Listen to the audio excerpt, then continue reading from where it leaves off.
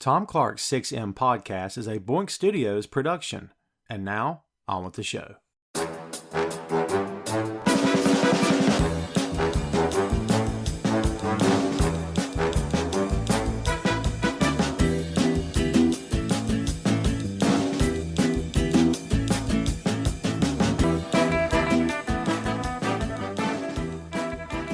Hey, what is up? Welcome to Tom Clark's 6M podcast. I'm your host, Tom Clark, and in this episode I'm joined by co-host Phil Lindsey. From the world of basketball comes one of the most legendary teams of all time, led by an accomplished coach with a Zen philosophy and featuring arguably the greatest player in the history of the game, intent on winning at all costs and leading the franchise to the top of the NBA.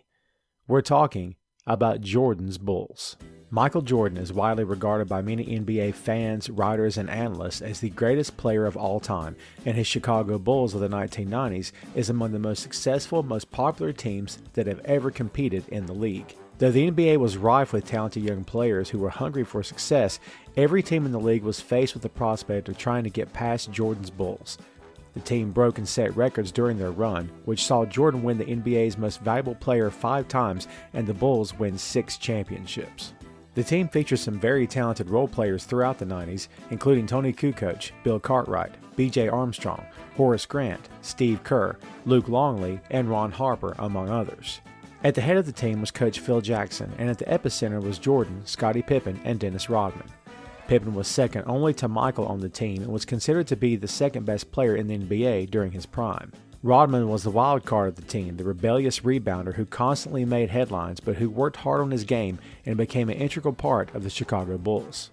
Much of the controversy surrounding Jordan's Bulls in the 90s did not come from Dennis Rodman, but from the team's general manager Jerry Krause, who seemed determined to dismantle the team following their 5th championship win. Krause was open about wanting to trade Pippen during this time as well, which caused the hard feelings between Krause and the players to increase, creating a divide that threatened to destroy the franchise. That divide was widened by Krause's insistence that Phil Jackson would not be back with the team, even as the Bulls chased their 6th championship in 1998. Though many NBA fans and the city of Chicago wanted to see Jordan's Bulls return for another season, the team did indeed split as Krause intended. Jordan retired for a second time, only to return to active competition with the Washington Wizards, before finally retiring from the game in 2003. He later went on to become the principal owner of the Charlotte Hornets. Phil Jackson went on to reinvigorate the Los Angeles Lakers, bringing 5 championships to the team, while Scottie Pippen went on to play for the Houston Rockets and Portland Trail Blazers, before ending his career back in Chicago in 2005. Dennis Rodman went on to play for the Lakers before ending his career with the Dallas Mavericks in the 1999-2000 season. Michael Jordan's legend continues to loom large over the NBA, and his Chicago Bulls remain one of the most popular, most successful teams that have ever played the game. And that's the lowdown on Jordan's Bulls. It's no secret that I did not grow up a sports fan. I think I've made that clear on the podcast before in various different episodes.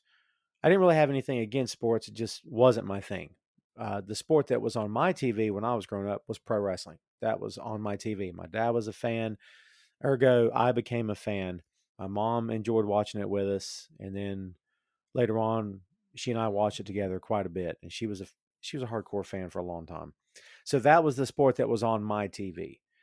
I never really played sports as a kid. I didn't play any sports in high school. I was too much of an introvert, too afraid to breathe too loudly that someone would notice me. So, I'm that kid in the hallway trying to just get through the day and not go through any kind of sheer terror because I was the comic book nerd / pro wrestling fan, and people like us had to hide back in the day. So I didn't really even begin to appreciate sports until maybe my last year or two of high school. And the first team that I really gravitated toward, the first sport I really started gravitating toward was the NBA because of one guy, Michael Jordan. He was it. And you didn't have to be a basketball fan during his prime to appreciate what he could do. It helped, but it wasn't a prerequisite to being a Jordan fan. You could just be a Jordan fan because you're a fan of the guy. So that's kind of where I was. But little by little by little, I started watching games. I'm like, I want to see him play. And here I am, not knowing anything about how the game is played, Very, very little. I just know there's the ball. You got to get up in that net. That's really all I knew. If I'm as a teenager, if I'm being honest, I didn't know how to play it at all. But there was something about watching him play where suddenly it just made sense. Oh, this is how you play basketball. And it made sense. Yes, I was aware of Bird versus Magic. Yes, I was aware of other teams before Jordan. But it wasn't until Jordan and his Bulls that I really started following the NBA. And man, at that time, I could tell you who was the starting guards and centers for almost every team because I started watching so much. And not just Chicago, I started watching every game I could get my hands on because I just became a fan. But my doorway into the sport was Jordan and the Bulls. Phil, I've been looking forward to this episode because you're a Chicago guy, and I know this is right down your alley. So, Jordan to you, like to the rest of the world, Jordan's an icon, obviously a legend, but to you, he's got to be closest thing to God in that city. I mean, it's got to be, man, he walks on water here. I mean, is there still like a reverence to this day for what Jordan did for that city with the Chicago Bulls? Yeah, absolutely. He put the city on the map in terms of basketball. And when you talk about like Jordan and the Bulls were your introduction to basketball, they were the same for me because I grew up in that era. Like that was my first real experience with basketball is watching that team win championships.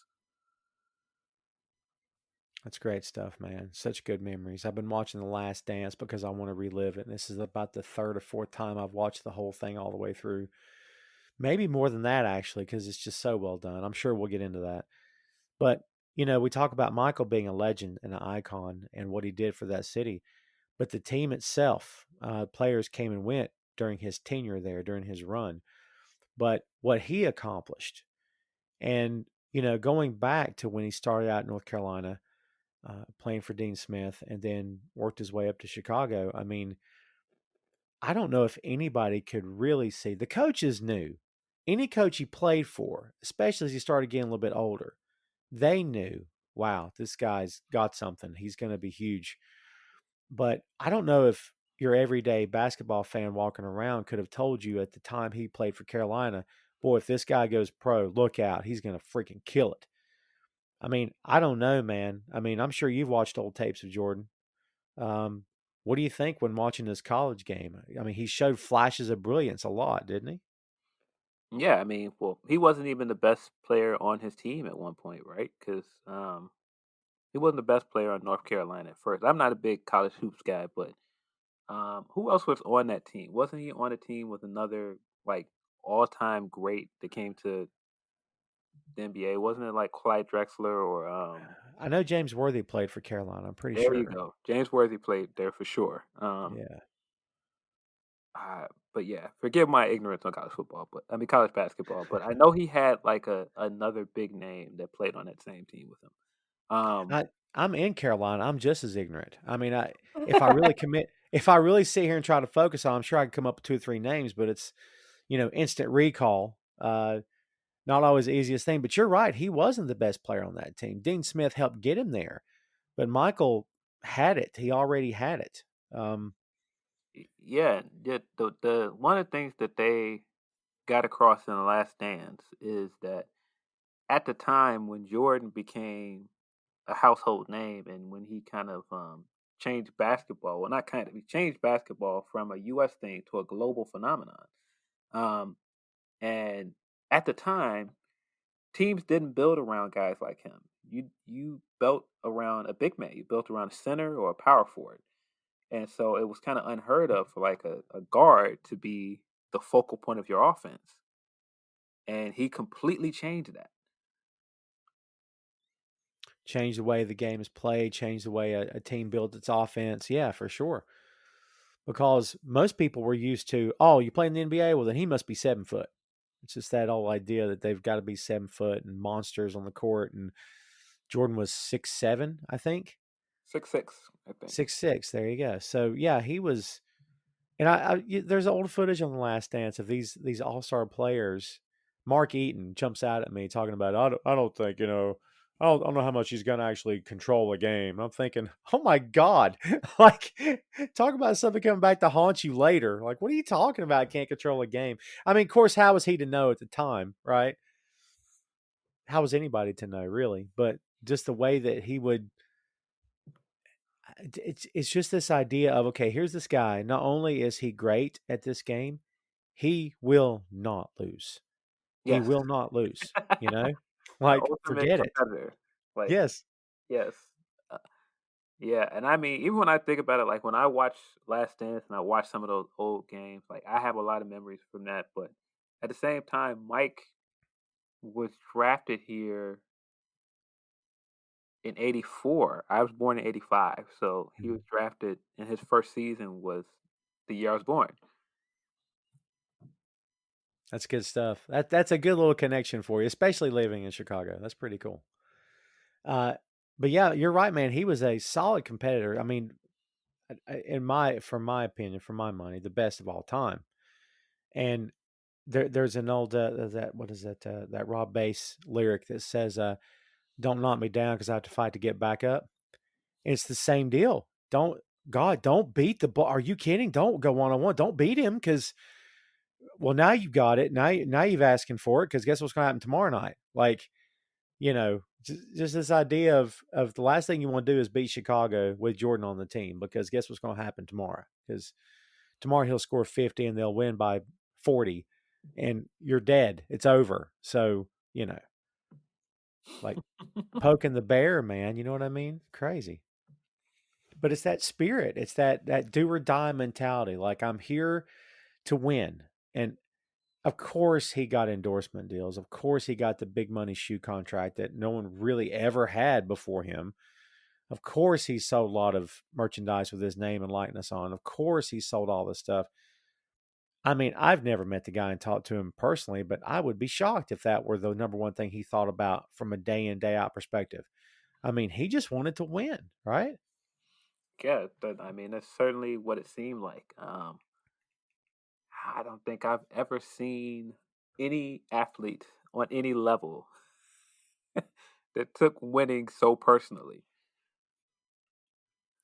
Yeah, it personally is the best word for it. It meant something to him. Like if someone matched him 1-on-1 and got the best of him and did whatever, I mean, it was, yeah, he took that to heart. He didn't just take that, well, it's a loss, we'll bounce back. It's just a game. No, screw that. He's going to come back at you harder than ever. I don't want to get too far from the initial point of what he meant to Chicago. A lot of times, big time sports figures are tied directly to cities and they reflect the city's attitude. Like the city embraces that player because, hey, he's one of us. He's saying the right thing. He believes the right way and he's one of our guys, Jordan's not one of Chicago's guys. So, what do you think is it about him apart from the winning, obviously? What is it about his personality, his swagger that, in your opinion, hey, this is what Chicago is? Well, I think when he came here, he wasn't a Chicago guy, but you got to realize, like, he lived here. He lived out and outside the city, but he was a Chicago guy. He was always in the city. Before he left and before he finished his career, like he was always here. He was always a part of like the the party scene in this town. He was a part of just the fiber of the city in every way.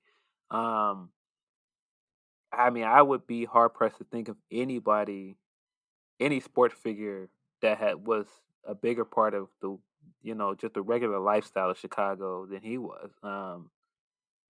I mean, for a brief second, you could say like Dicka maybe, but I don't even like that comparison because like Dicka never came off as a Chicago guy to me. He always just seemed like he was the Bears. Like when you think Bears, you think Dicka. But Yeah. um yeah, but I mean like this like at the time in the '90s, at the height of the Bulls' success, he was a big fixture in the city. It's so funny too, and I'm sure we'll get there at some point here, but the way the press would go after him over certain topics, the gambling was a big thing. Not to get all, controversial right out the gate here, but that stuff came up, and the way some of the press went after this guy, and I'm like, no, he's not a saint. I'm sure he would tell you that. No one's perfect. I get it. But like as much as he was doing for that city, as you said, put Chicago on the map in terms of the NBA, really did. I mean, you had people in parts of the country who probably couldn't speak English, but they could say the words Jordan and Chicago Bulls. Like that's a big deal. But for the press to just go after this guy the way they did in some regard, it's like I'm sure the city of Chicago circled the wagons and said, "Hold on, what?" I mean, what did you think? Looking back on it now, especially, I mean, was some of it? Did he have some of it coming? Was it just uncalled for? Was it just someone trying to get a headline? What do you think about that? Well, I think some of it is, Mike is. I never felt like Mike came off as unprofessional because the thing is, Mike was from a different era of ball players. Like when he was a ball player, a lot of those guys coming into the league, they were older. This wasn't an era of kids coming straight from high school or doing a one and done and coming straight to the league. Like when Mike came to the league, if I'm remembering correctly, he was like 2021. I think Uh, that's right. so by the time they started winning championships, he was well in his 20s. He was like a man. Like it wasn't like he was doing a lot of crazy stuff out here. He's married, he had a family. Um I never felt like he I never felt like he showed anything outside of what we were supposed to see. I felt like his what he gave us was always very polished. And I think that's what makes Last Dance so interesting is that when I was a kid and I used to see Mike, we didn't see that candid stuff. We didn't see him doing the cursing. We didn't see him Right. like trash talking people. We would hear stories about it, but you wouldn't see it. This wasn't the era of YouTube and you can get all these behind the scene clips and you got all of this on court mic'd up stuff like you do now. You just saw what he presented to you in the interviews and what he presented, like in the Gatorade commercials and being a spokesman for all of these brands, that's what you saw. So you, when you contrast that with like the news and the media coming at him and going, "Oh, he's a gambler and he's all of this," and it's like, well, we only know Mike as this guy that's been put on this pedestal for us. Um, so yeah, it's weird. It was weird, once I got old enough to understand it and go, why? Like, what is it a big deal that he gambles? As long as you come to work and you do your job and he's not coming and he's not doing like drugs and he's not like doing anything that inhibits his way of coming and getting the job done. Because to me, coming and playing games and winning is still more important than anything else. So what's the problem? Yeah, he's doing his job. He paid him to play. He's going to win you a title. He's going to win you a bunch of titles. That's what his job is. That brings up an interesting point, and I've heard this contested over the years, and a lot of people seem to have varying different opinions on this. But I'm going to get your take. The whole idea of the more of a public figure you are, the more it matters what your political opinion is, the more it matters what your social commentary is, the more it matters that you stick up for a charity, the more it matters that you stick up for when something bad happens to a good person, and it's at the hand of a cop, or it's at the hand of the government, or it's at the hand of somebody on TV. I mean, people videotaping everything at the time was becoming the thing. I mean, the Rodney King beating happened. It's all over the place. I mean, I may have my timeline here wrong with it being Jordan the Bulls, but what about that notion of Jordan never really went there as a public figure like Ali would protesting Vietnam? I mean, what's did that ever strike you as, man, you got to speak up, like you're you can make a change, people will listen to you, people will respect what you say? I mean, Jordan's idea on that has always been, I was paid to play the game, I wasn't paid to stand there and soapbox for about anything. What's your take on that? Well, it just was a different time, and I mean, specifically for me at that time, like I'm still a kid, so a lot of stuff with politics I didn't understand at the time. And yeah, he could have. he could have made a difference in a lot of ways, speaking up on certain things. But I also think he gets a bad rep in that in some ways because he isn't right in the sense that, it isn't his responsibility to speak on everything. His job is to be a ball player. Um, would it be great if he did those things? Absolutely. You had some players that did that, and they paid the price for that. Like you had Craig Hodges that was on the Bulls team, and he spoke out a lot about those things. He was a outspoken Muslim. He was an activist, and he ended up getting blackballed. Now you can always come back and rebut that and say, well, someone as big as Michael Jordan would have never been blackballed. They would never do something like that to him if he spoke up in the same way. But at the same time, it's still a choice. Everybody has a choice, and I know it's touchy when you talk about things that affect Black people because we don't have voices, especially at that time. We didn't have voices in politics like we do now. We didn't have as Mhm. many. Um, and he could have spoken up on Black issues because people would have listened to him because people know who he is. And absolutely, that's why I say he could have made a big difference in a lot of ways. And you see where he's spoken up on things today that he wouldn't have spoken on 20, 30 years ago. But again, it's his choice. And I think, you know, everybody has a choice. Everybody has to live with decisions they make.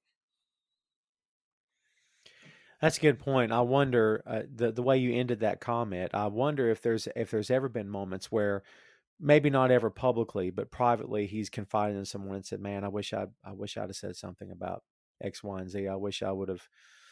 I'd be curious to know if there are any regrets in those specific terms, because in this modern day, we got celebrities all over the world voicing their opinions on random stuff, and it's funny because you'll get all these people agreeing with them, mostly because they want to get noticed on social media and please follow me because it would mean the world to me and I worship you and adore you. Then you have just as many saying, "Hey, you're an actor, pal. Why don't you just save your crap? I'm not here for this. Go be in your stupid movie." So I mean, if Jordan was in his prime right now, I don't know what the pull would be. I don't know if it would be, "Hey, you need to be speaking up," or if it'd be, "Hey, just mind your business, pal. Just dribble your freaking ball and just shut up about it." I mean, I don't Well, know, dude. Such a weird time, like you said. well, I will say this, and this might be a cynical take, but it's more it's a lot more beneficial to be outspoken today than it was during Jordan's era because for some people it's branding. Um and Very that true. doesn't mean that, people don't do things, out of the goodness of their heart. But, I think that there's a lot more put on who you are outside of the court and the way that you are marketed as an athlete is so different now. It isn't just, how well you can play basketball. It's, what is your personality? What do you stand for? A lot of these companies use those things to market you. So I think he would speak out. If he was a player today, I think he would absolutely speak out on more things because, it's just part of the machine at the moment. Like you see so many companies that do philanthropical things now because it's a part of, getting consumers to listen to me and getting consumers to go, I like that guy. Maybe I'll buy that product because he spoke out on this that I agree with, or I like that Mm. guy because he agrees with this that I think. And maybe this is my own cynicism coming out, but do you think that this is a large part of the reason why he was so embraced by white America at that time? Because he wasn't voicing out on issues that affected the black community. Do you think that's maybe why? And that's not the whole reason, obviously, but I wonder if he had been that guy, would he have been considered such a worldwide pop culture icon that he became? I wonder what would have happened there. Um, yeah, that's a good thought. I mean, I think some people might have rejected him if he did that. Um, I mean, 'cause you have other guys that were from that era, or well, because Kareem was like right before his era. So he's Hmm. around the same era with the Lakers, and he was outspoken. And some people don't like Kareem, some people do. For some people he's divisive. And I'd imagine in some ways that Jordan would have been divisive in the same way. But at the same time, if you're a winner and you're beating everybody, you're going to be divisive anyway. Very true. It's a damned if you do, damned if you don't kind of thing, I guess. Yeah, I often wonder about that, those kind of things. I, I see both sides. I could see why a lot of people would say, "Oh, you should have said more," but at the same time, I can also see his side of it. Did you pay me to play a game, or did you pay me to be your politician? What do you want from me? Like I can totally get that, and I have respect for that. I do.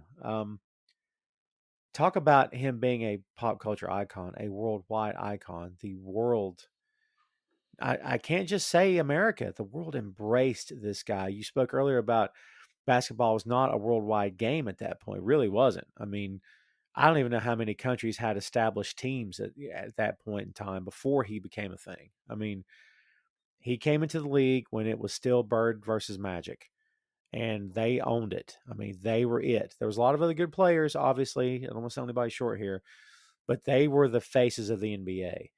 Jordan comes along, and it's funny because Magic has given many interviews over the years about this, where he's like, "Yep, Jordan jumped up and grabbed it and took it from us because he's like, I won't be denied. It's mine now. It's my league now." So we had seen famous basketball players, but they were basketball famous. We've used the term, well, so and so is famous. Yeah, but he's pro wrestling famous. He's not worldwide famous. Batista has become worldwide famous. John Cena was just pro wrestling famous. Now he's becoming worldwide famous. So much in that same way, you could say that, yes, Bird Magic were basketball famous. Absolutely. But were they worldwide icons? No, they weren't. Um, Jordan became that. And man, if this was a corporate strategy from the ground up to sell him as such, the guy behind that should be a multi-billionaire at this point, and own his own country, because what a brilliant strategy. I'm sure it wasn't, but just through sheer force of will, much the same way he would win when he shouldn't have been winning. I mean, much through the same way, just through sheer force of will, this guy became the coolest thing on the freaking planet. I mean, dude, you couldn't go anywhere without seeing Jordan's face or hearing someone talk about him or wearing his jersey. I mean, like we said, I'm in North Carolina, and I'm gonna tell you, of course, he's got connections here, obviously. But I saw Jordan jerseys all the time, worn by people of all different colors, men and women. So, like, yeah, man, he was. Talk about the global phenomenon that he became, dude. It's still, if you really look back and look at what the impact he made, it's staggering.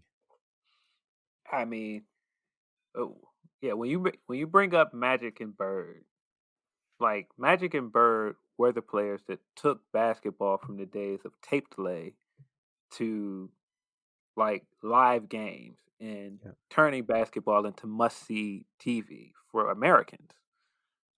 They are the ones that changed basketball and made basketball into this national phenomenon where you know these were like um, rivalries that everybody knew at the time. Um, but Jordan did something completely different. Jordan took basketball and again he made it into this global phenomenon. He made it into this thing where you know you could go all the way to France and somebody would know his name. Um, Right. it's crazy. I at some point I realized that he made it cool to be from Chicago. He did. Like at several points I can go anywhere and say I was from Chicago. And they go, "Oh, yeah, Chicago Bulls." Right. I was all the way in Malawi in Africa. Oh, wow. And I was sitting in the airport and some guys sat next to me and they were like, "Yeah, you're from America, huh? Where are you from?" And I said, "Chicago." And he was like, "Oh yeah, Chicago Bulls." Oh, that's great. Everywhere you go. I mean, I've gone all the way to Brussels, France, and I have seen Bulls jerseys everywhere I have gone. It's wild. It's like that is just how he changed everything. When you look at how he changed Nike, Nike did not make basketball shoes until he Right. signed on. They made tennis shoes. Now you couldn't think of a time where you could not get a basketball shoe from Nike, or where there isn't a huge, global star that is a basketball player that's not signed to Nike. He opened that door. Um, he opened the door for basketball players to be bigger than just a ball player. You could be a movie star. You could be anything. Um, and I mean, that's not to say that other guys didn't have those success before him, but he just, I mean, when you looked at the way that basketball players were marketed, he completely changed that. I mean, that's crazy, man. The fact that that first shoe deal, um, I just, all that money that came in, and that's, you know, you say that, I mean, the word Jordan is always going to be with us. Like, I can't envision a time, and people can say, well, I got LeBron's new shoe or something, but how many times have you heard it mentioned, oh, I got the LeBron's? Well, I mean, okay, maybe. But like to me, it's the Jordan. It's oh, what do you oh man, I'm gonna go buy some Jordans tomorrow. I'm finally gonna do it. Everyone no one's gonna go, what's that? Everyone knows that's a shoe. Like, Yes, everybody knows. Even if you don't know, even if you're not up on sneaker culture, even if you are not someone that buys Jordans, if I walk in a room, like I have a pair of Jordans on right now. If I walk in a room with a pair of Jordans on, you know it's Jordans. You know the Jumpman logo. It just like that's just how big this thing became. Like I just can't think of, and that's part of my I feel disrespect I feel is thrown at him if you're gonna call anybody else the greatest of all time. Because to me, there are a lot of guys that are in rooms that they would not be in if he did not open that door. hmm, You cannot tell me someone like LeBron is the greatest of all time and he's better than him. He would not have a Nike deal today. He came straight out of high school and got a multi-million-dollar Nike deal because of the door that Jordan opened. Jordan never made that much money coming out of the door for Nike. He opened the door to make that much money on his first before he even signed with a team. right. And he wanted Adidas. He didn't even want Nike.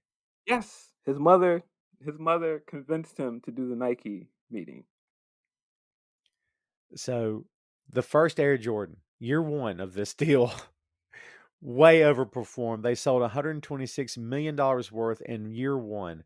And to date, the rough estimate of what Jordan has made from this deal, $1.3 billion to And date. I would wager they have made well over that. Then Insane. and that is a crazy thing that I think of too. And it sounds crazy to say that he was underappreciated. Like to ever say Michael Jordan is underappreciated just sounds absurd. But when you think about the amount of money that he probably made on those early shoe deals and the amount of money they made that they didn't project they were going to make, they made money hand over fist on him. And you Oh, look at yeah. the Bulls were the same way. They made so much money off of him, and he wasn't getting paid anywhere near what these guys make today. Not even close. And honestly, if he has made 1.3 billion from the deal, what has Nike made since They this started? they've made well over 10 times that for sure. It's the GDP of a small country at this point, maybe even a big country. I don't know. Like that's, whew. For sure. Like I mean at that time, like if you were a kid, like I wanted Jordan so bad, I just didn't have the money for them. My parents wouldn't buy them, and I always knew a friend that had every pair. And man, it was so bad here that if you had the new pair, you just like there was kind of a thing at school. So you would like I knew a friend that had a pair, and they would always walk around with them, but it was certain neighborhoods we would go in where, you know, you switch your shoes up and you put those shoes in your bag and you put other shoes on. Or Right. nope, we're not going there with those shoes on because they will get taken. And that's just how crazy this thing got. Like I mean, there were people get knocked over the head for these things. And I mean, when I think like I didn't own a pair of Jordans until I was well into my 30s. Like I couldn't afford them.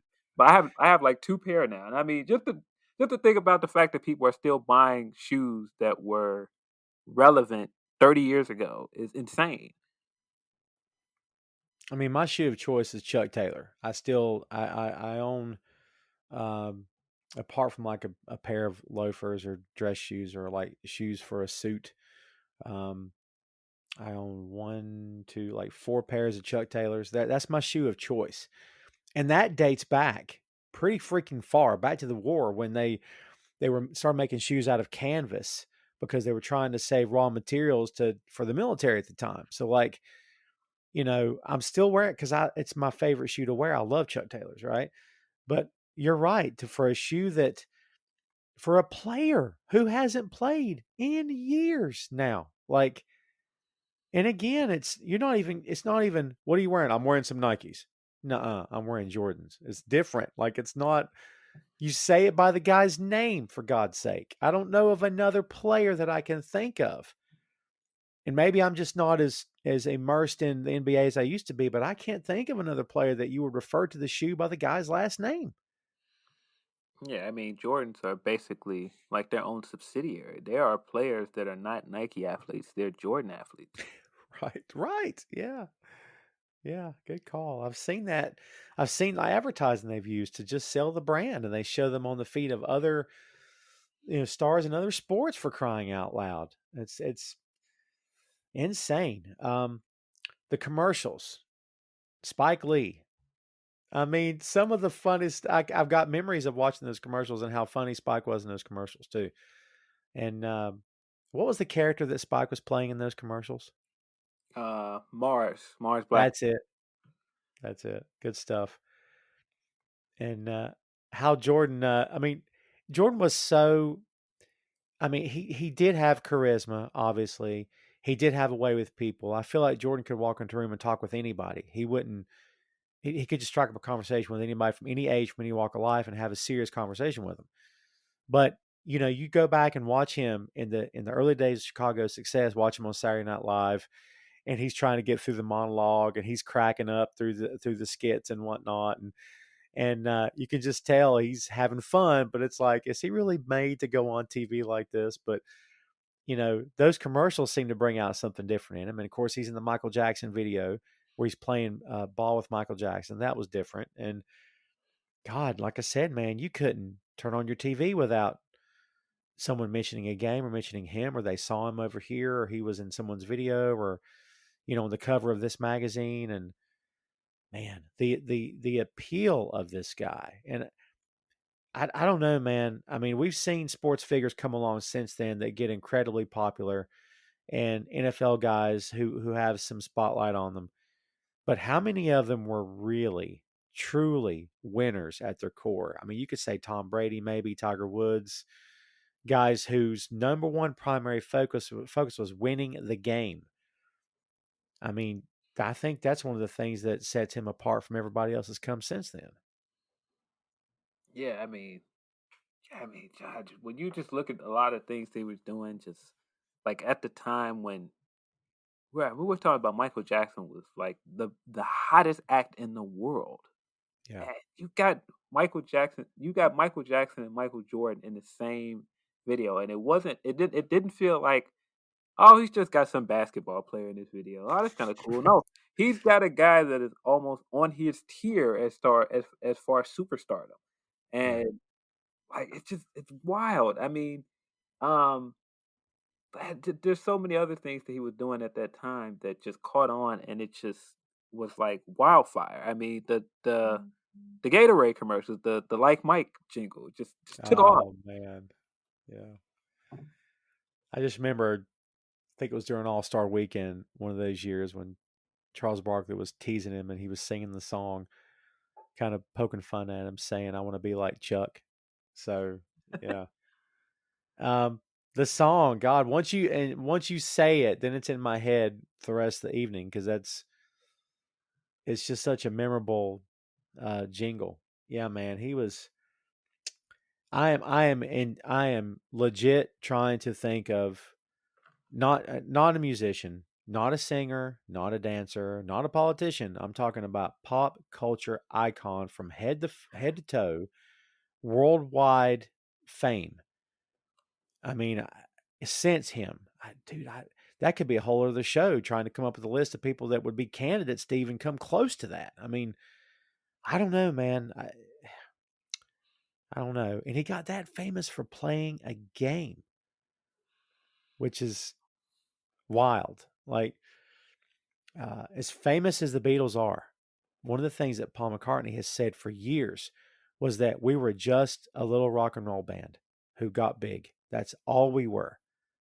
And I'm like, you're so underestimating the power of the music and what you've contributed. And you talk about players that wouldn't be here if not for Jordan. How many bands wouldn't be here if not for the Beatles? Because Yeah, they inspired so many people. But to him, it was like, hey, look, we were just a little band that made it big. And I wonder if Jordan's opinion is the same. Hey, man, I just wanted to play. All this other stuff was cake, you know? yeah. I don't know. That's an interesting conversation. I don't know, but I mean, just the way his career went is just so interesting to me too. I mean, you talk about a guy that you came to at the time. Like Chicago's an expansion team. Like we didn't have a we didn't have a legacy for winning when he got here Mm. on any level. I mean, you could throw out that '85 Bears team, but they haven't won anything since then. Um, yeah, you could. I mean, even when you look at the Cubs or you look at the Sox, for example, they are like perennial losers. Like they Right. Cubs Cubs just finally won a World Series in the last decade. So I, there was no legacy of winning in Chicago until Did you he. even have the Blackhawks at the time? Yeah, the Blackhawks didn't start winning, from my knowledge, until like around that same time the Sox won, and the Hawks won those two championships. But I think they won. I think they won before that, but Mhm. it was like decades ago. I almost want to say the Cubs won before something else before that. But again, that was like way before I any of my time. I mean, the fact that I can't even think about it, had to been like 60s, 70s or something crazy like that. Wow. Um, but yeah, so there's no legacy of winning basketball here at all. Like Chicago Bulls are an expansion team. Um, and we kind of lucked up on Mike. It's not like we got him and there was a plan to get Michael and completely rewrite history for Chicago basketball. No, he kind of fell in our laps and then he just changed everything. Like I mean, just the fact that like I don't think people realize like Chicago is seen as a big market now, and it's it's right up there with all the other big cities like LA, New York. But New York is different from Chicago. Chicago is a big city, but it doesn't have any of the trappings of a big city, if that Mm. makes sense. In the Oh, same yeah. way that LA doesn't. Like we don't have big name celebrities that are here like LA does or New York. Um so having somebody as big as Mike here, it was different. It was like having this guy that is like a worldwide name in our backyard. It was crazy. It was a crazy time when he was here. And you talk about like Dennis Rodman. I don't think people realize like Dennis Rodman was as big of a global star at the time as Mike was, and they were both here at the same time. It was just a weird. It was a weird time. And I think it's as good a time as any to get into the actual team, and we'll just kick it off with Rodman, who did not come along early in the process. Um, as we know, Jordan gets to the league. The Bulls are what they are. There was, if you believe anything in the Last Dance, there was some cocaine being done, some crazy stuff that Jordan wanted nothing to do with. He said, "Man, I didn't do drugs. I didn't drink at the time. I just wanted to play." And he said he walked into a room and saw things he had never seen before. And I'm like, "Oh man, do tell. I want to know." But he never goes into details, which is awesome. But he just mentioned drugs on one side. There's women over here doing things, and there's and Yeah, so that's the team he inherits. That's what he gets to. And this kid at the time just wants to win. I mean, slowly but surely things start happening. They start building the team around him. I think by year 2, they're like, okay, this kid's going to be something special. Let's build a team around him. Doug Collins is brought in. Of course, we're hitting the fast forward button here, kids, but um, he starts showing some fire. And at the time, a lot of the buzz on him was, man, he's great. He could be great. He's showing some real flashes, but man, he loves to shoot that ball. I mean, yeah, he can play. Man, he loves to shoot. He's sticking that tongue out. One of the first athletes in the NBA that I can remember that shaved his head, not went bald, but shaved his head. Just he had the image. He was getting on posters, dunking on guys. But it wasn't until, and it's the old adage, man, of hey, start passing the ball, we may start winning some games. And not only that, we may start winning some championships. So I don't think it took him very long to understand in order for us to win, we're going to have to win as a team. And that's where you surround him with key players. Do you think they win their last 3 rings without Dennis Rodman? No. Dennis brought something totally different at the time. Probably one of the greatest rebounders in the history of basketball. One of the better defenders for his size. He wasn't that tall for his position. But yeah, I mean, when you're talking about just a guy that you could really call him a genius when it came to rebounding, just knowing the trajectory of where balls bounce off the rim and just studying tape and just knowing how to defend certain guys and how to get into some guys' heads. Like he brought something totally different to the team. I've always had mad respect for Rodman. I was a huge fan. I wasn't a fan when he was with the Bad Boys in Detroit, I but mean, I mean, I think if you lived in Detroit, you would have been a fan. But when he gets to Chicago, I mean, I wasn't living in Chicago like you were, obviously, but at the time, I think a lot of people said they signed who? Oh God. But Jordan and Scottie Pippen wanted this to happen. The minute they heard, it's like, oh my God, I can't wait to play with him because they knew what he was going to bring. Tom Clark 6M Podcast is sponsored in part by Radius Law Group. Every day, Radius helps individuals, families, small businesses, and nonprofit organizations throughout North Carolina, Florida, and Pennsylvania resolve their legal issues by providing effective legal counsel in the areas of estate planning, as well as elder law and Medicaid. Radius Law holds the radical belief that working with a lawyer can indeed be enjoyable. So give them a call at 1-800-519-5667 for more information and tell them that Tom Clark 6M Podcast sent you. It wasn't the troublemaking Rodman they were looking for. It was, this guy will like diving on a grenade. It's like Captain America diving on the dummy grenade and in the first Avenger. This guy will do anything to get that ball. He will, on his best night, you cannot touch him on the boards. Forget it. I mean, he was relentless, man. I mean, I think the words prolific rebounder, I don't know that they apply to anyone as much as they apply to Dennis Rodman. yeah, uh, Crazy. yeah. And I mean, like my experience with them winning is like I remember some of the stuff from the first three-peat, like barely, because I was really young when they won those first 3 championships.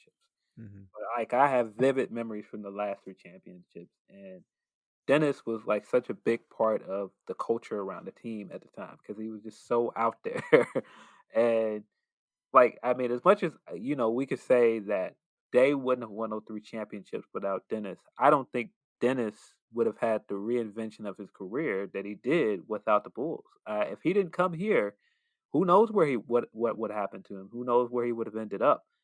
Um, and I mean, you talk about Detroit. That's like we don't talk about Detroit in this city. Like they are a hated team in this city. That's about as bad as the Packers in the city. The Detroit Pistons are a hated team in this city. There's still bad blood, is there?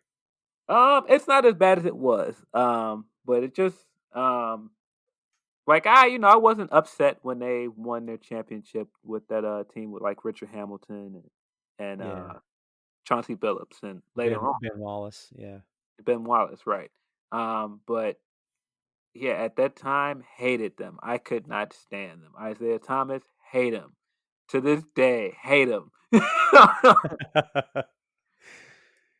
That's good stuff, man. Yeah, they got in their way. They got in their way for what, 2 years in a row they won the title and couldn't the Bulls couldn't get past them. And of course Rodman was a big factor in that deal. Yeah, he's a rookie on that Detroit team. Very true. Yeah, yeah, we couldn't get past him, but boy, was it a good feeling when we finally beat him. And I mean, sweeping those guys of all teams to sweep, sweeping those guys felt really, really good. Almost, Oh, I sure. I say all the time, like beating the Lakers for the finals and winning our first championship felt good, but beating those guys felt even better. Beating the Pistons felt really, really, really good. I mean, and just the fact that they wouldn't shake our hands afterwards, like Oh man. I hated it, but at the same time, I loved it even more because I was like, this is exactly who we all knew you guys always were. You beat us and rubbed our nose in it for years, and we beat you and you couldn't accept it. Ha! And it just felt so good. It felt even better because they made themselves look bad. On top of that, it was just like perfect. Perfect way for them to lose. Well, they made, I don't know if I want to say a big deal in the Last Dance, but they made a point to really go into in depth about, why wasn't Isaiah Thomas on the Dream Team? And they were revealing secrets for the first time. And dude, even without social media back during that time, I remember watching the events that unfolded, and when I'm looking at, someone had a printout of the Dream Team roster and Thomas's name wasn't on it. I remember thinking, I know why he's not on it. I'm not stupid. And I was a couple of friends that I went to high school with at the time, and we were talking about it. It's like, dude, you know why he's not on this team.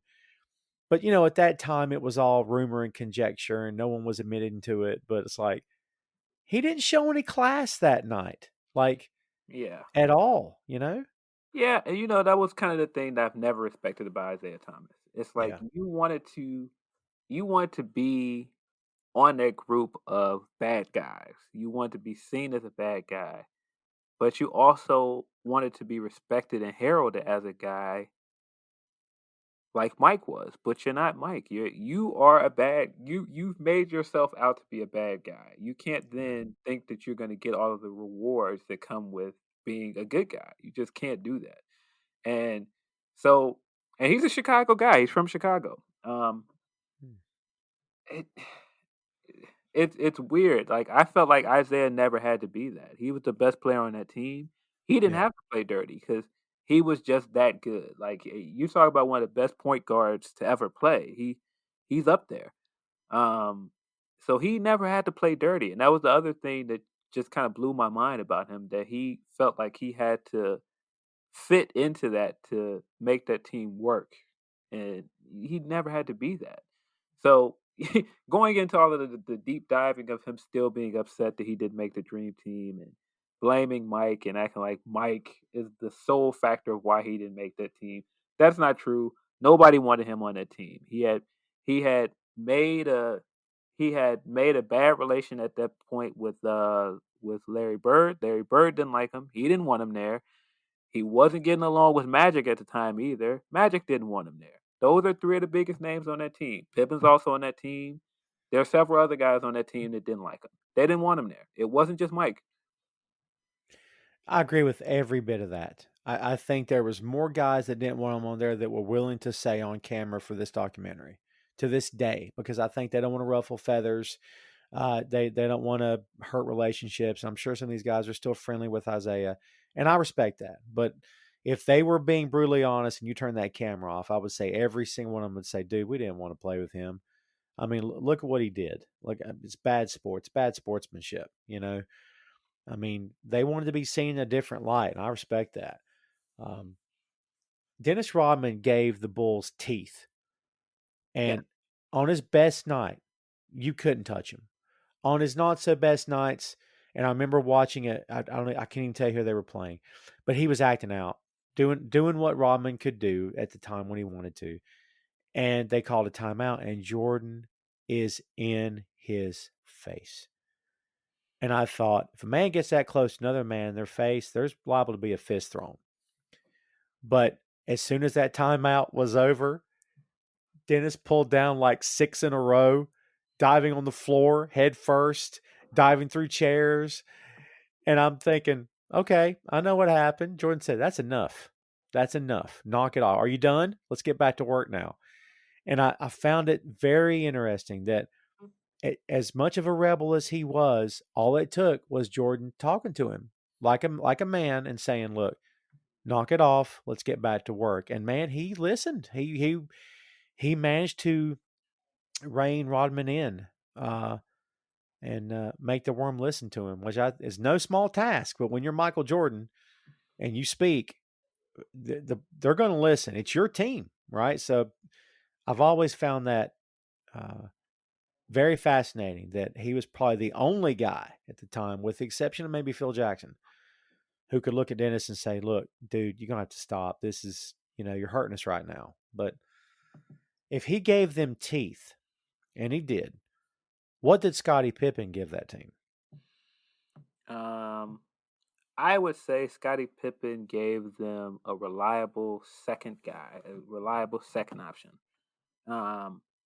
He was the wingman. Like, he was the I don't want to just make him out to be a sidekick for Mike, because he was more than that. He did more than just, pick up the slack that Jordan could.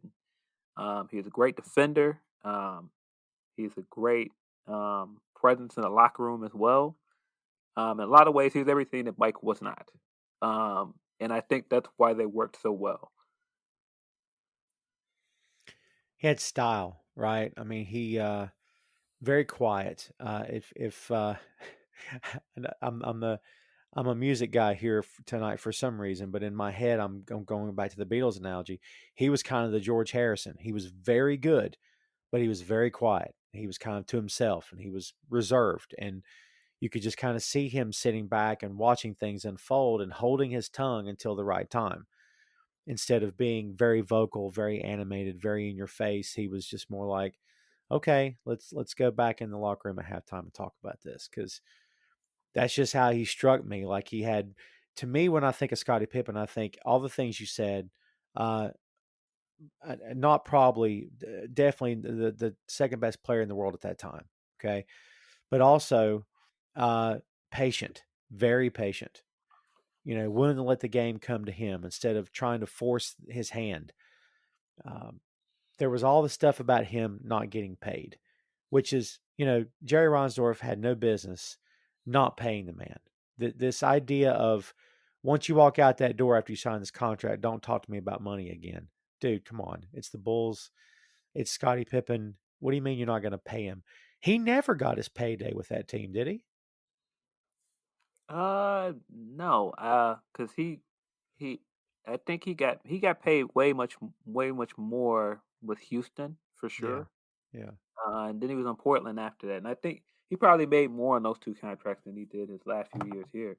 Um, but man, what that just goes back to, they had no idea what they had at the time. Again, these guys are an extension team. You got Jordan for cheap. You got Jordan in some of his better years as a rookie, and you had to pay him later, but you didn't have to pay him the money that you probably should have paid him.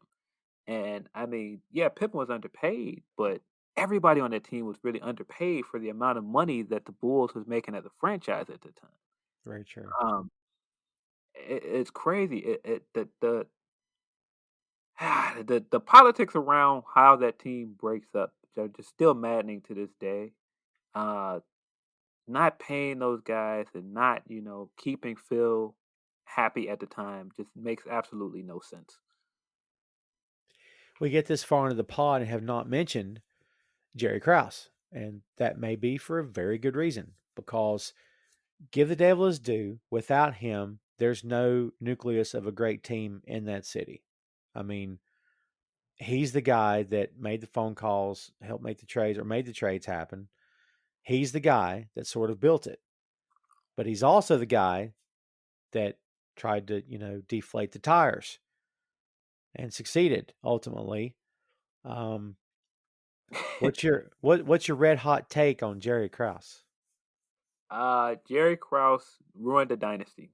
He did. He ruined the dynasty, and he made us the laughing stock of the league for years. He made a lot of good decisions, but then he went on a streak of drafting a power forward almost every year. Right, right. It's just this guy, and it was all because of egos. It's all egos. Uh, it's it's interesting. It's been interesting being a Bulls fan for the last 30 years or so, and watching this organization make the same mistakes twice. Wow. Um, to get into my, put on my Bulls historian cap for a second. That when the Bulls were hot, when they were at their hottest, to this date, Phil Jackson is still the most winning coach in Chicago Bulls history. Um, and we had a guy in Jordan who put this team on their back and led us to our only 6 championships. Um, okay, all of that stuff's over. Krause is long gone. We've got new management in Gar and Paxson. And you bring in Tom Thibodeau. Tom Thibodeau becomes the second most winning coach in Chicago Bulls history. You luck up and you get Derrick Rose number 1 in the draft. And we get about as close to the championship as we have ever gotten since Jordan left here. We got all the way to the conference finals, lose to LeBron James. The rest is history. Derrick ends up getting a slew of injuries. Is never really himself again. We don't really build around that team the way we should have. We trade Derrick out of town. And you have the decision at that point of what do you want to do with your coach. For some reason, Reinsdorf then decided again for the second time, nope, I'm going to go with Gar and Paxson. Let's get rid of Thibodeau, the second most winning coach in our franchise. And we have been kind of bad again ever since. And it's just been fascinating watching us make the same mistake. It's like we didn't do this almost 20 years ago. It's like a specter kind of hanging over that team. Like I don't like one bad decision after another. It doesn't, I don't know, with a team that has that history, like, man, um, it's so hard to put it into words, but I mean, is it possible that the best thing that's ever happened to that team has already came and went? I mean, I don't know, dude. I mean, for your sake, I hope not, because I know you're a huge fan, but I don't Yeah, know. Just from a distance, it looks like they just can't piece it together or something.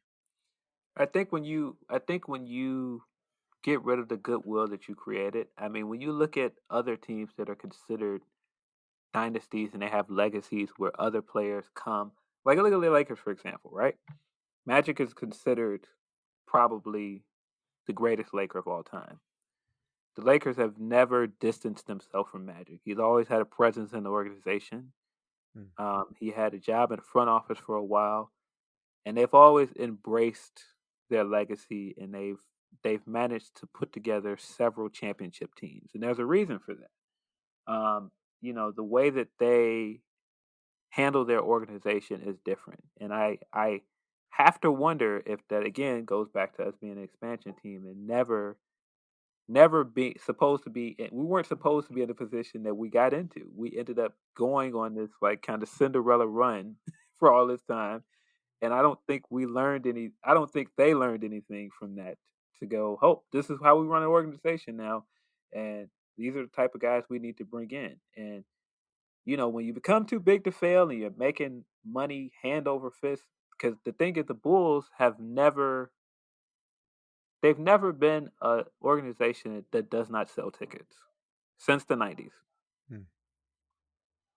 So if you're an organization that sells out, you still sell out every time. You don't think you're doing anything wrong, right? Because it doesn't matter if you're winning games. We're still selling tickets. We're still selling loads of merchandise. So what are we doing wrong? That's probably how they look at it. I don't. I think you put it into words. I don't know that I could have vocalized that well, but you're absolutely right. There was no history there, I think is what it boils down to. There's no history. There was really no positive history until Jordan. And what has there been since Jordan? LA is different. You're 100% right. Going all the way back to George Mikan, who's considered the first real star of the NBA when they were the Minneapolis Lakers, for crying out loud. That history is still there in that organization. I mean, George Mikan stayed with them for a long time after his career was over, became a commentator. I mean, his ties, I think, his family, I think, had ties to the organization for a good long time. And then Jerry West, the logo. There's no NBA logo without Jerry freaking West. And then a who's who all-star roster of great players that have come through there. And Chicago has Jordan's Bulls. And that's, not to belittle anyone that came afterward, obviously, but I don't know that I could sit here and tell you 10 players that came after Jordan's Bulls. I don't know if I could. I can do a couple maybe, but you're exactly right. No track record, no history, no lineage, I Yeah. guess. No, No no, years of knowing how to do it, to your point of knowing how to do it. yeah. Nobody from that team acted as an ambassador in the same way that Magic acts as an ambassador for the Lakers. And there's no goodwill of people wanting to come here because of that. You don't have big name players that wanted to come here. Again, the second best player we've had, in my opinion, Derrick Rose, we didn't we didn't sign him or recruit him. We lucked up into the number one pick in the draft that year, and we picked him. Right. And I mean, we can go into a whole conversation. That's a completely different podcast about Derrick Rose and the phenomenon of a hometown guy getting picked number one and just everything that did for the city and what he meant to the city on his own and just how that ended. And it was just so heartbreaking how it ended. It just, but it just didn't have to be that way. I mean, everything around it. I mean, we haven't gotten anybody, I feel, that's anywhere close to what Jordan was. And I mean, that's not to say, oh well, we had the greatest player of all time. Why can't we duplicate that? Of course that you're not gonna have the greatest player of all time twice. No. But you can get another superstar here. And I don't think we've had many other superstars that are even in his stratosphere. Um like I said, Derrick Rose is the closest thing I can think of. And you look at, like I said, the Lakers. Yeah, you might not have had Magic again, but you did have Kobe Bryant. You did have LeBron James. Those are Yeah. t- those are three pretty big names. I mean, try to, as you said that, I'm sitting here trying to actually physically wrap my head around. You had Magic, you had Kobe, you had three guys that are known by their first name. Yes, you had That you. just like if you say the name Michael to me, I know you're talking about Jordan. To this day, I know Michael is Michael Jordan. I don't care who says it. I'll be like, oh, you're talking about Jordan. But like Magic, Kobe, LeBron, it's Yeah, man, that's dynasty. you had three of the greatest centers of all time. You had Wilt, you had Shaq, Kareem Kareem, Abdul-Jabbar. You've got Davis now. These are at least four of the biggest, the greatest big men to ever play the game. Um, and man, I mean, you couldn't get more symbolic at the time to take this back to the Bulls and not gush all over the Lakers and everything they've done. right? Because I was always a Lakers hater because we always were second to them. We're always second to them. We're always second to LA and New York in terms of anything in Chicago. Like we are like the name of the city is the second city, but it isn't because we're the second best city in the country. That comes from second city that arose from the first city that got burned down. So we're always seen as behind New York and LA in a lot of ways. So getting to play LA in our first championship and beat them and beat like this is like basketball royalty in some ways. Like you couldn't pick a better team to beat for our first championship. And it's a great segue as we're, as you said, sort of gushing over LA, and we're not meaning to, kids. But let's talk about the guy that brings these two teams together in the annals of history, Phil Jackson, the Zen master himself. I mean, I'm trying to start here on Jackson. I mean, the impact that he had on Jordan as a player. I mean, Doug Collins had a major positive influence on Jordan. I don't think we can argue that at all. But man, Jackson took it to a whole other level, and getting these guys to buy into the triangle offense. And you're Michael. You're not Michael Jordan. You are freaking Michael Jordan. Okay, you're not some coming off the bench. And here comes this guy talking about, I got a whole new way to play offense. And guess what? You're not gonna have the ball all the time. Like, excuse me, you know. But dude, as I said earlier, you have to get to a point where it's no longer just your show. It is now we have to win as a team. And if I want rings, these guys have to step up and play up and get better and do better. The triangle offense made that happen. Are you a believer in the triangle offense? Well, yeah. I mean, I have to be. Got us 6 championships. It's a prerequisite to being a Bulls fan, right? Man, but yeah, what Phil Jackson did for the team, is immeasurable. What he did for Jordan's career, what he did for Pippen's career, and so many other guys' careers, just immeasurable. Like we don't win those championships without him. Like we don't come even close. We don't win 72 games in a year if it's not for Phil. Right. He was the thing that brought the whole thing together. I mean, I'm sure a lot of guys can go, well, you had the best player in the world, you can bring in any other coach, but I don't, I don't I don't think that's true. I don't think anybody could bring the same kind of culture here that Phil brought here. And I mean, that was indicative when we talk about Dennis Rodman. Like I don't think just any coach could coach Dennis. I think you had to have sort of that hippie, and he and Dennis connected on a lot of weird stuff that, as we saw in the Last Dance, like the Native American stuff, which I think that's one of the reasons why it works so well with these guys, was that Phil was in a suit and tie, and he's the corporate guy, and he's the face of the team to the team. Okay. But then you talk to him, and I'm sure his office was filled with trinkets and stuff and things that would mean something only to him, and everybody else would be like, what's this? Because that's just the kind of guy he was. He's just an aging hippie is what he was, right? So, yeah, the fact that he connected to Rodman on the level that he did, and Jordan, and Pippen, and the rest of the team, where they totally bought in, because not for nothing, this guy was a player himself. So, you have that respect factor coming right out the gate. That had to have meant something to them. But then buying into his system, which at the time was unproven, but he knew it was going to work. Like Jordan having the utmost confidence in his abilities, and he should. Pippen, you could say the same. Rodman knew what he was best at. He knew what he could do.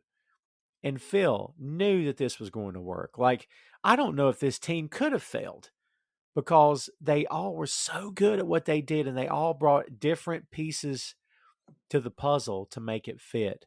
I think this thing was orchestrated by some kind of higher power at some point, man. It just fit too perfectly, didn't it? Yeah, I mean, man, that's why I just feel like certain parts of it were lightning in the bottle. You couldn't connect those dots again if you tried. Right. And I mean, when you look at that team on paper, um, skill wise, Magic. I mean, like Jordan was the best of all of them. I mean, you had Rodman, who's the best rebounder. You had Pippen that complimented him, but the rest of those guys, like they were good, but they were not special.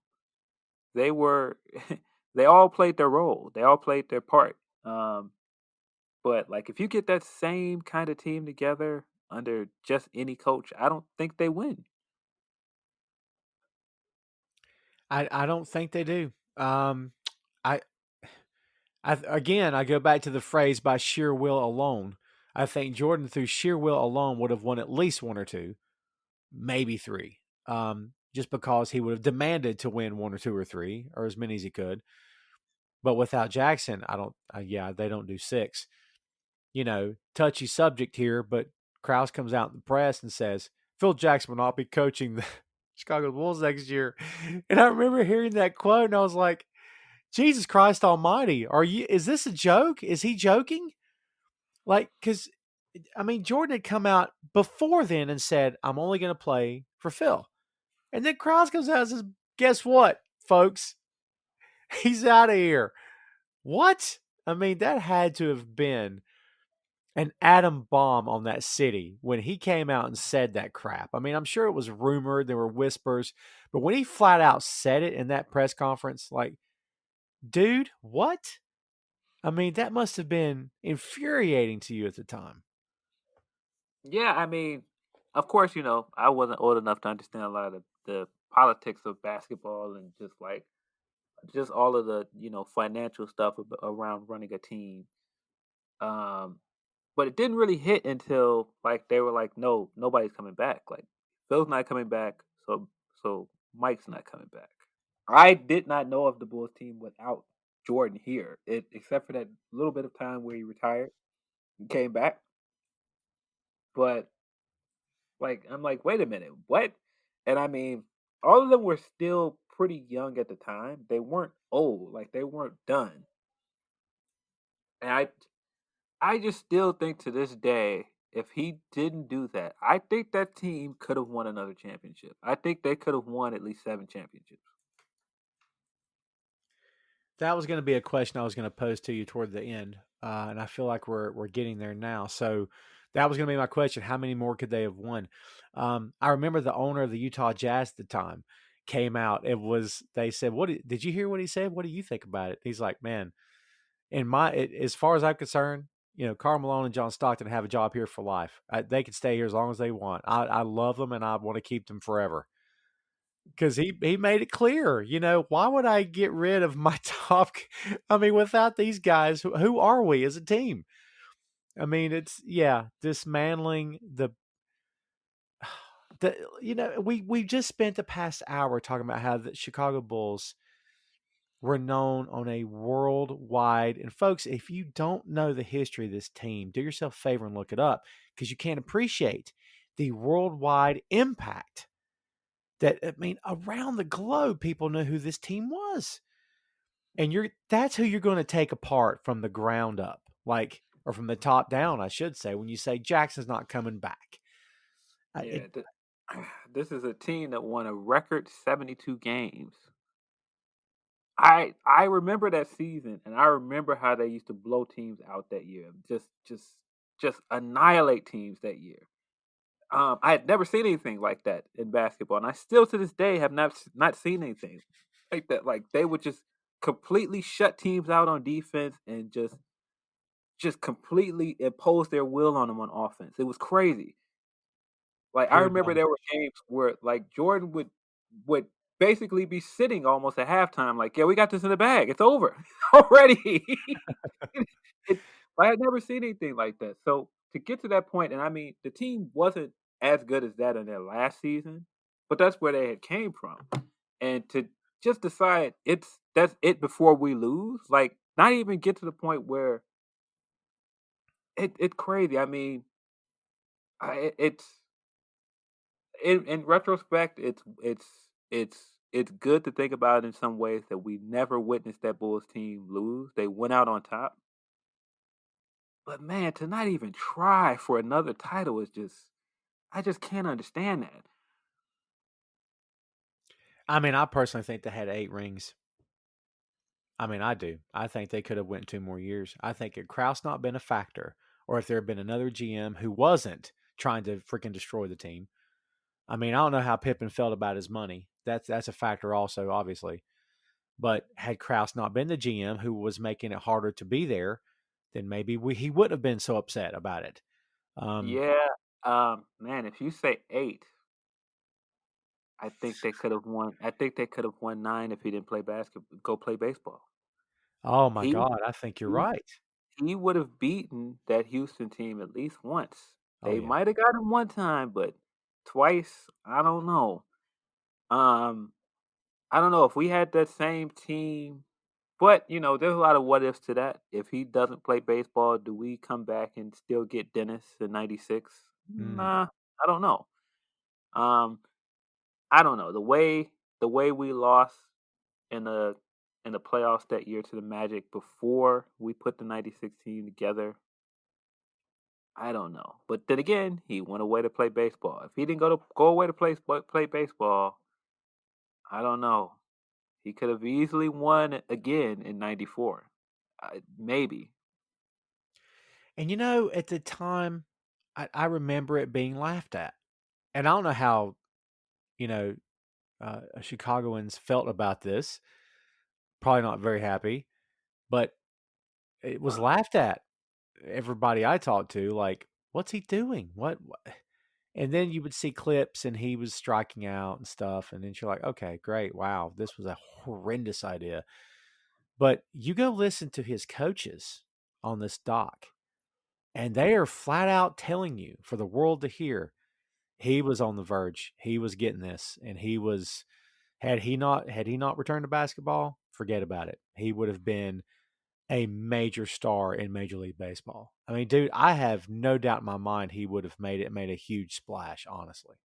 Yeah, I just think that was who he was. He was just so competitive that if he really stuck with it, he probably could have done better as a baseball player. And I mean, he didn't leave town. I mean, that was the other crazy thing about it. Is he still was he still was in Chicago with everything going on with the baseball. So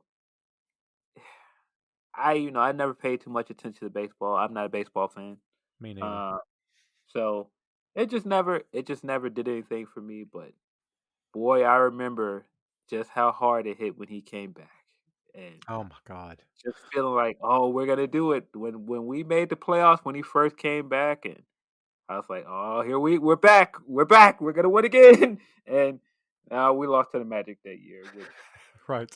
I mean, you talk about that was another feel good win. If I say it felt good to beat Detroit, that year we lost to Orlando and watching them hoist up Horace on their backs and Yes. I was just sitting there like, ugh. So Horace getting to Grant. beat them that next year, and I really like guys on that team. Like I was a big Penny Hardaway fan, Yeah, me uh, too. but what beating them that next year and heading back to the championship, I was like, yeah, this feels good. Dude, I forgot about how good winning feels. It's funny you mentioned Penny because uh, how many guys never really got the opportunity that they maybe should have had because of the Bulls' 6 rings? Like Reggie Miller comes to mind right off the bat. He was sort of the anti MJ at the time. He was, remember him taking a bow in Chicago. He's probably not your favorite person ever, huh? No, I hated him. I hated him back then. Uh, yeah, but see, like him, like a good amount of New York. Like I still know a lot of New Yorkers that don't like Jordan to this day. Right. Um, of course, Malone. I hated Malone as well. So he was another one that he might have gotten over the hump if it wasn't for us. Charles Barkley. Um, Right. man, the Supersonics team we beat was really good too. Gary Payton and yeah, Sean Kemp. Sean I Kemp, really like the Sean. Rain Man. Uh, That was a good duo, man. They were fun to watch.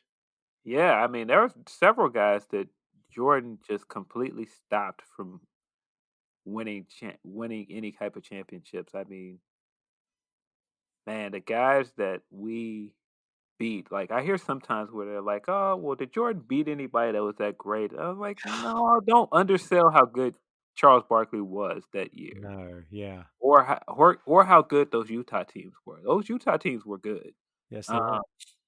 I mean, again, we beat the Lakers at that point. You could make the case that the Lakers were on their way out when we beat them, but that's still Magic Johnson and the Lakers. Like that.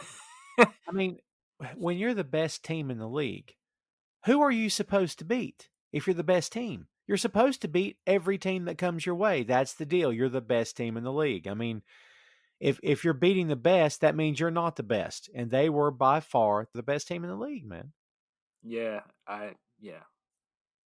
Telling you, it's one of those things where I hear people talk about it now in regards to other players and you know why this might be better, and it's just I always tell them like you had to be there, you had to see it. You had to see how dominant they were, and just the feel in this city was just so different. It just man, it's not the same, man. And I mean, I know people have their guys like this guy is great or this guy is great, but nah, not like Mike. wasn't the same. And, you know, we talk about the cast of characters that was around him. We can't take this home without at least mentioning Tony Kukoc, who I was always a fan of Kukoc. I really was. Steve Kerr, John Paxson, Luke Longley, Bill Weddington, Judd Bushler, Horace Grant, obviously. And I'm sure I'm forgetting several people here.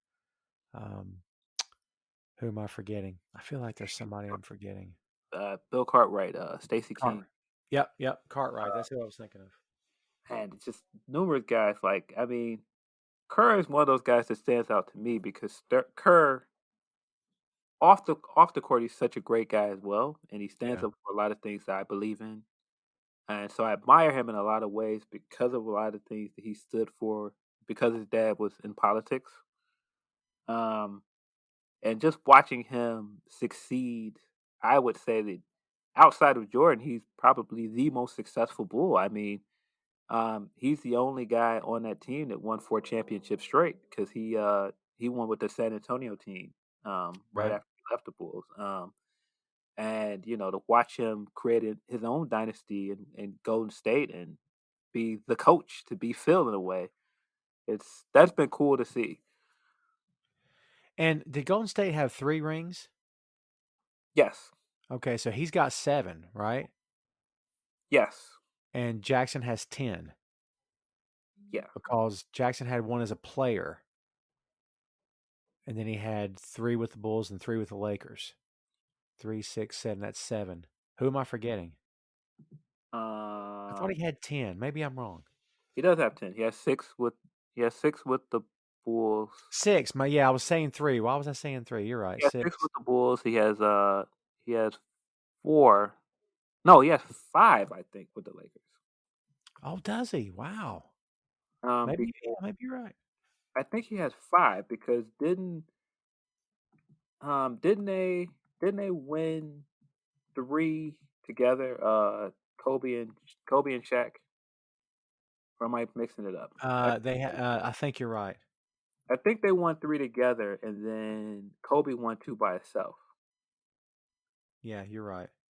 I think. Yeah, so I think Phil has 11 championships. Kerr, I think he has 7 or 8. So Jackson has 11. Yeah, 6 that's titles with the Bulls, 5 with the Lakers. there you go.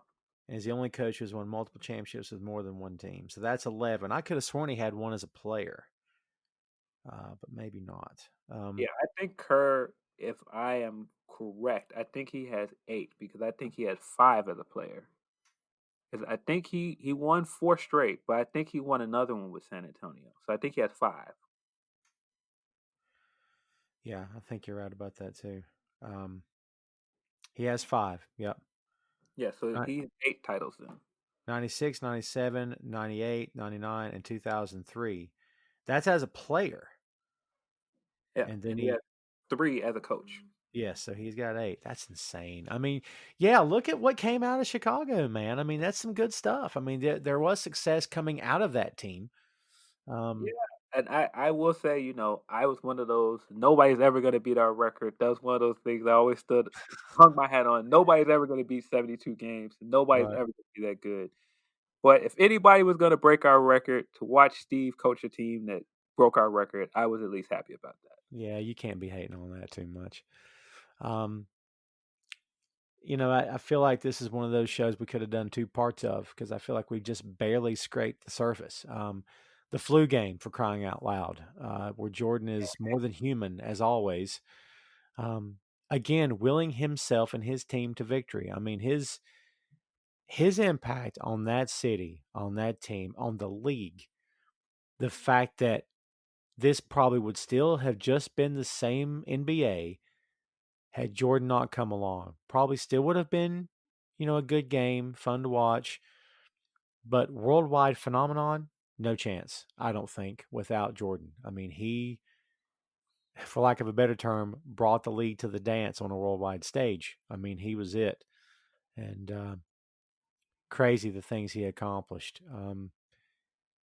For my money, this is the best team of all time. I can't, in any sport. That's how I feel. And I'm biased because I became a fan of his and supported that team all the time. And, I'm sure you're biased because of where you are, but Yeah, I can't yeah. I can't say any other team's better in any other sport. I just can't. No, greatest team of all time, in my opinion. Of course, that's my hometown bias. Of course, that's the bias of watching my dad watch this team win, and just everything that I came to love about basketball growing up came from that team. Right. Um, it just like I just couldn't imagine being a basketball fan if I that was not my introduction to basketball. And just being able to come in on such a high point and watching us win on such a big level. Um, yeah, I can't give anybody else that title of best best team. I just couldn't do it. I just think that I think much in the same way, and I try to relate stuff all the time because it's sort of a weird nerd instinct that I have. I don't even know why or how I have it. But I look at the nucleus of this team as like, okay, you have the four horsemen, and then you have everybody that came after them. Like the four horsemen was, here's your tag team, here's your front man with the hair and the swagger, and here's your despicable villain. And then the next variation was, okay, so here's your tough guy, here's your strong guy, here's your worker, here's your guy with your swagger, and like role players that all brought something different, but made the unit a legendary unit. And to me, that's what this team is. You've got the best of all time at the front and center. You've got the style with Pippen. You've got the wisdom with Jackson. You've got the rebelliousness and the teeth that come with Rodman. And then you've got all the players built into their key roles around them: shooters, guards. I mean, it's if you want a blueprint of how to create a team and how to build champions, I'm sorry, but to me, this is a blueprint. And like you said, yeah, a lot of lightning in a bottle, but wow. Uh, I'm sure it's not an easy thing for you to do, as maybe it's not ever easy all the time, but especially with your hometown team. Give me the last word on Jordan's Bulls. Uh yeah, probably one of those things that just completely changed just the way I look at the world in every way. I mean, at one point I had a piece of the original Madhouse on Madison's floor in my room because my dad got it from he went to one of the games. My dad used to have season tickets. My dad was at the dunk contest that Jordan won. He was at the All Oh, Star game when they played here. Just so many memories that are attached to this team. Just beyond them winning is just beyond all of the accolades they got. Just what it meant to us in Chicago. It just you couldn't replicate it. You couldn't replicate that time. You look at the very first episode of Last Dance, and I sat and watched it with just it's just so many emotions. And when it gets to the end of the very first episode, and the Alan Parsons theme comes on, like I was almost in tears because that was my era. it's still one of the most famous things to come from that era. And now, I mean, it's just you can just hear it in your head. It's so good. It's so good. No one's ever done it like that since then, and other teams have done their version, but nothing sounds like that. They're ripping it off now with Kenny Omega, and it's okay, but nowhere close to being this epic. One of my biggest regrets, and I've told you this off mic, one of my biggest regrets is not having watched this guy play live. I can't say that I did, and that's a massive regret. Well, I've never seen him play live either, and I live here. Oh, shut up. Really? I've never seen him play live. Oh, man. That's got to suck worse for you being there, for God's sake. Yeah, for years I didn't know my dad had season tickets, which is a funny story in itself. Oh, wow. Yeah. Crazy. Yeah, that's one of those things you can't get back. But, we've got memories and we've got tape and we've got The Last Dance. Tom Clark 6M podcast strongly endorses The Last Dance, kids. Go out of your way to watch it. It's on Netflix now. For God's sake, get done listening to this and go freaking watch it. It's a great thing to behold. Even with the controversy, I still love it. So, for my money, as we said before, the best team of all time, any sport bar none. That's how I feel. There'll never be another Michael Jordan. People can say who the next Jordan is, who's greatest of all time. There is one MJ. In my opinion, it's Michael Jordan. There's one greatest of all time. He's it. And no one from where I'm sitting has done anything to convince me otherwise. And call it bias. I don't care what you call it. It's just how I feel. Jordan's Bulls stands the test of time, and they always will. And that is Jordan's Bulls. Hey, thanks for listening to the show. Check out our social media on Twitter, Facebook, and Instagram at 6M Podcast. We'll see you next time.